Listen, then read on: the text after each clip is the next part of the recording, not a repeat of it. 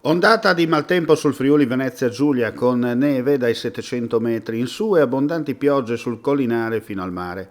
Quasi 100 km/h il soffio della Bora questa mattina sul golfo di Trieste che ha spazzato il litorale mettendo in difficoltà alcuni natanti, in particolare nel porticciolo di Muggia, dove i vigili del fuoco sono intervenuti per una piccola imbarcazione in difficoltà. Piogge abbondanti da ieri sera e per tutta la notte su pianura e collinare, con interventi sparsi per alberi pericolanti, rami a terra, scantinati finiti a mollo e blackout elettrici. Il tutto a cavallo tra le due ex province di Udine e Pordenone.